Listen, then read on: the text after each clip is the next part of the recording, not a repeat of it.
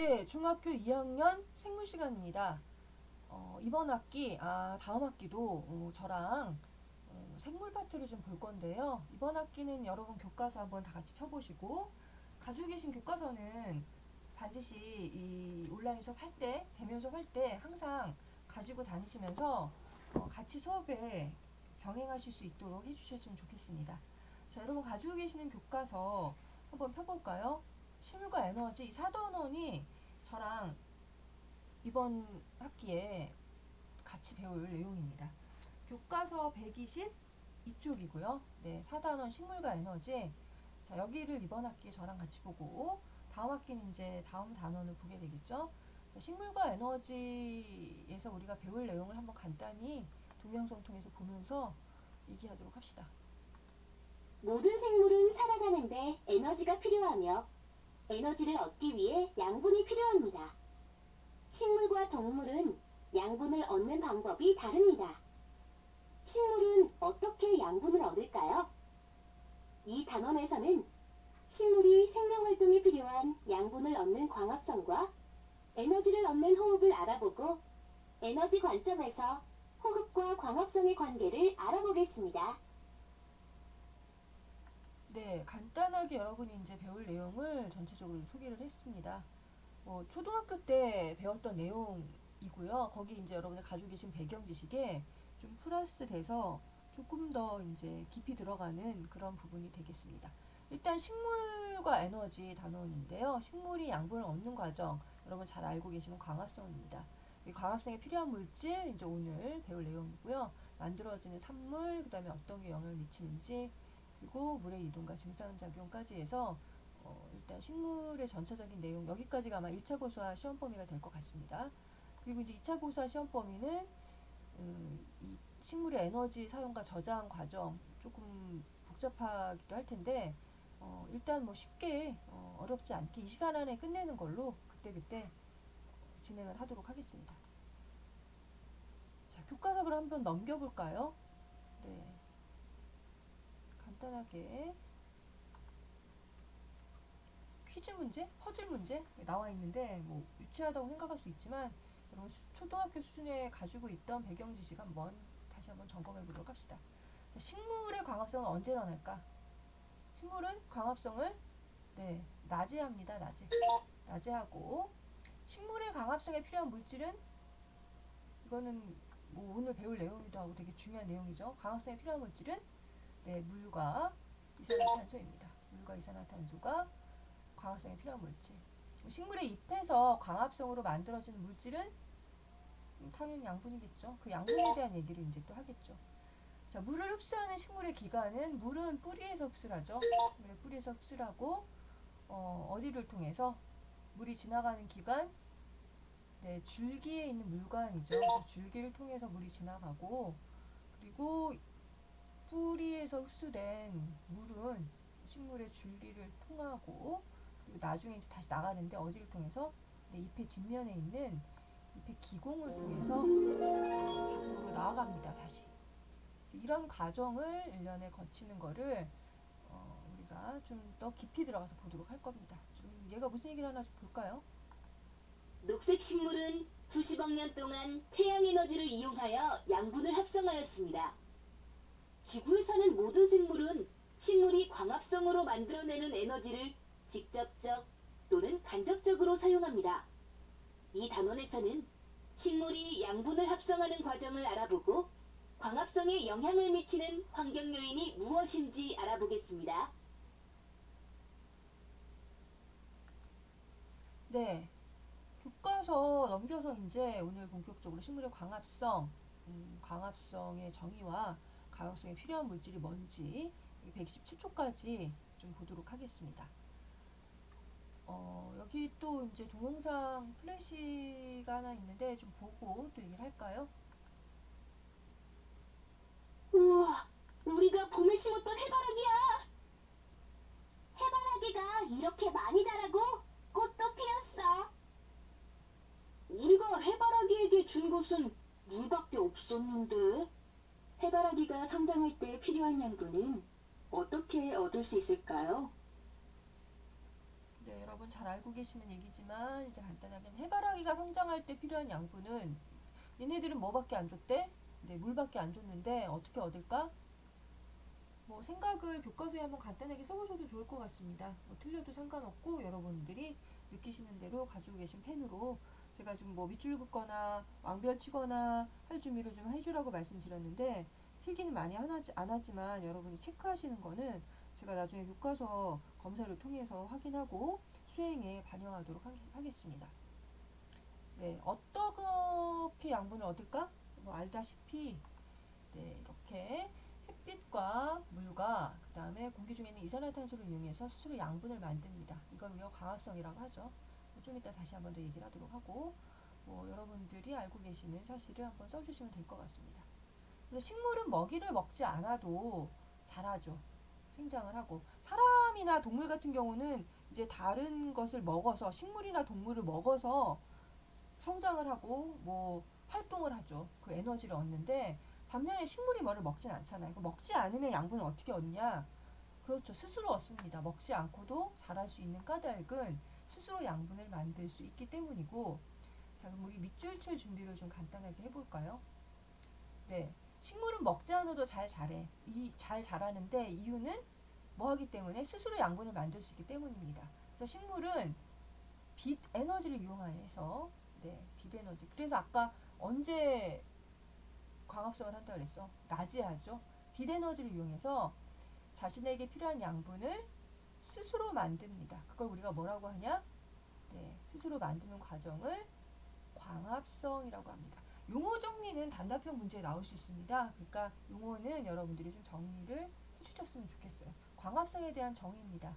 식물이 빛 에너지를 이용해서 자신에게 필요한 양분을 스스로 만드는 과정을 광합성이라고 합니다. 네. 그러면 이제 해보기를 통해서 광합성에 필요한 물질 한번 알아볼까요? 그 전에 한번 질문 하나 해봅시다.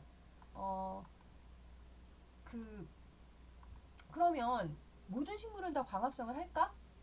라는 질문을 한번 할 수 있는데 모든 식물은 다 광합성을 할까요? 이렇게 자라는 과정에서 이렇게 양분을 합성해서 자라는 광합성을 할까? 네, 대답은 그렇지는 않습니다. 여러분들이 알고 계시는 그 식물들 중에 뭐 버섯이라든가 곰팡이라든가 이런 것도 식물에 속하는데 얘네들은 기생생활을 하죠. 그래서 다른 식물에서 양분을 이렇게 뺏어서 얻어요. 그래서 광합성을 하지 않는 식물도 있습니다. 하지만 대부분의 식물들은 광합성을 하죠. 자, 그러면 계속해서 교과서 127쪽에 있는 광합성에 필요한 물질을 알아보기 위한 해보기를 좀 볼 건데요. 이거 좀 어렵습니다. 어렵지만 그래도 시험에 나오기 때문에 이제 신경을 좀 써서 보셔야 되는데 여기는 별표를 좀 해야 될 것 같아요. 광합성에 필요한 물질을 우리가 알아보기 위해서 이거는 시험에 틀림없이 나올 겁니다. 어느 교과서나 항상 다 나오니까 좀 봐주셔야 되고 여기 지금 사용하는 게 뭐냐면은 증류수를 씁니다. 증류수는 100% 순수한 물입니다. 우리가 끓여서 그거를 증기를 얻어서 다시 액화시켜서 만드는 증류수가 있습니다. 증류수는 뭐 1차 증류수, 2차 증류수, 보통 실험실에 쓰는 3차 증류수까지 있는데 아무튼 100% 순수한 물이라고 여러분 알고 계시면 되고요. BTB 용액이라는 걸 사용합니다. 네, 지시약 같은 건데 이제 BTB 용액을 넣은 다음에 얘는 처음에 무슨 색이냐면 초록색이야. 네. 그리고 근데 여기다 무슨 짓을 하냐면은 빨대를 꽂고서는 입김을 불어 넣어요. 언제까지? 얘가 노란색으로 변할 때까지. 자, 그래서 입김 안에 뭐가 들어있죠? 여러분 알다시피 맞아요. 입김 안에는 뭐가 들어있냐면 입김 안에는 여러분 알고 계시는 이산화탄소가 들어있습니다. CO2가. 물론 산소도 들어있죠. 산소도 들어있는데 여기서 우리가 필요한 거는 이산화탄소예요. 이산화탄소를 입김을 통해서 불어 넣는 거야. 그래서 이산화탄소가 들어가면은 이 BTB 용액의 색깔이 노란색에서 원래 초록색에서 노란색이 됩니다. 이산화탄소 농도가 낮아지면은 원래 노란색이 됐다가 점점 녹색이 됐다가 이게 더 없어지면 파란색까지 변하는. 나중에 사실은 BTB 용액은 지시약 색깔 변화를 하면서 다시 배울 거예요. 이거 배웠었나요, 미리? 근데 이제 BTB 용액이 지시학 색깔 변화하면서도 하는데 그 산성 염기성 할 때 이산화탄소가 들어가면은 산성을 떼요. 우리가 탄산음료 들어봤죠? 그래서 색깔이 노란색으로 변하는 겁니다. 자, 아무튼 기본 여러분이 가지고 계셔야 되는 배경 지식을 잠깐 설명을 드렸고, 그래서 무슨 실험을 이제 계속 했느냐? 이제 시험관을 이제 세 개를 A, B, C를 만들어 놔. 그래서 A에는 그냥 실리콘 막이를 막아. 이산화탄소만 넣고. 근데 B는 이제 뭘 넣냐면 검정말을 넣었어요. 검정말을 넣고 C에도 검정말을 넣었어. B하고 C에는 검정말을 넣었는데 그리고 이제 마개를 막았어요. 그리고 이제 가만히 두지 않고 C는 다시 어떻게 했냐면은 알루미늄 포일로, 여러분 집에 있는 그 알루미늄 포일 있잖아. 그거를 여기를 전체를 감쌌어. 네, 그리고 난 다음에 햇빛이 비치는 곳에다가 40분 동안 둔 거죠. 그리고 나서 어떻게 됐을까라는 걸 보는 과정입니다. 그래서 광합성에 뭐가 필요했는가 보면 되는데, 뭐 당연히 A는 아무것도 안 넣었으니까 아무것도 없겠죠. 아무것도 없을 텐데, 자, 그러면 이제 B하고 C는 어떻게 됐냐? 시간이 지나고 난 다음에 보니까 A는 그대로인데 B는 보면 노란색이 무슨 색으로 바뀌었어요? 네, 파란색으로 바뀌었어요. 그쵸? 푸른색으로 바뀌었고, C는 알루미늄으로 전체를 쌓아줬더니 여전히 이거죠. A랑 똑같이 노란색을 띄었다는 거죠. 그래서 원래 이산화탄소 농도가 낮아져서 색깔이 변화가 이렇게 된다는 걸 여러분들이 배경 지식으로 알고 계셔야 되고, 이게 지금 전제 조건이. 그리고 이제 BTB 색깔을 지금 비교한 게 전부 다 A, B, C가 노란색이었는데 지금 노란색, 얘는 무슨 색이 됐어요? 네, 파란색이 됐고 C는 노란색이 됐죠. 교과서에 이제 써주시면 됩니다. 노란색이었던 건 그대로 노란색. 얘는 아무 일도 일어나지 않았으니까. 얘도 아무 일도 안 일어난가 그대로 노란색인데 얘는 그럼 왜 파란색이 됐을까를 보는 거예요. 그러면 이산화탄소가 없어졌다는 얘기야. 얘가 없어지면 파란색이 된다고 했으니까. 이건 뭘 말하느냐? 이 검정말은 A, B하고 C에 있었지만 이게 알루미늄으로 쌀 때는 빛이 통과를 못했으니까 광합성 못했어. 얘는 저기 B 상태에서만 광합성을 했겠죠. 광합성에 여기 녹아있던 이산화탄소를 가져다 쓰면서 얘가 광합성을 했기 때문에, 그렇죠. 그 이산화탄소가 없어져서 얘가 파란색이 됐다는 것을 우리가 미루어 짐작할 수가 있습니다. 그래서 정리를 다시 하면은 검정말을 넣고 빛을 비춘 다음에 BTB 용액의 색이 변한 까닭은 검정말이 뭐를 해서 이산화탄소를 흡수해서 광합성을 했기 때문입니다. 이 결과로 우리가 뭘 알 수 있냐? 식물이 광합성에 뭐가 필요하다? 이산화탄소가 필요하다는 사실을 알게 됐습니다. 그래서 광합성에 이산화탄소뿐만 아니라 물도 필요해요. 물도 필요하고, 그래서 땅속 깊이 뿌리를 뻗어서 물을 흡수하고 그 흡수된 물이 앞에서 얘기했지만 줄기의 물관을 거쳐서 이동을 해서 잎까지 가서 광합성에 사용을 됩니다.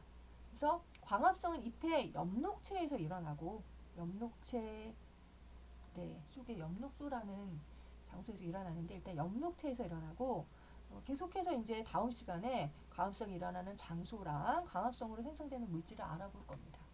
자, 그래서 오늘 제가 퀴즈도 낼 건데 이 퀴즈 내용도 좀 봐주시고, 자, 그럼 광합성에 필요한 물질 두 가지, 오늘의 가장 키 워드입니다. 뭔가요? 광합성에 필요한 물질 두 가지는 말씀드렸다시피 이산화탄소와 물입니다. 이건 교과서에 밑줄을 좀 쳐주셨으면 좋겠습니다. 네, 계속해서 퀴즈를 푸시고, 그리고 제출하기 버튼까지 눌러주셔야 여러분들이 출석이 인정이 되니까 공부한 거 다시 한번 점검해 보실 겸 퀴즈 꼭 풀어주시기를 부탁을 드리겠습니다. 네, 수고하셨습니다. 여기까지 하겠습니다.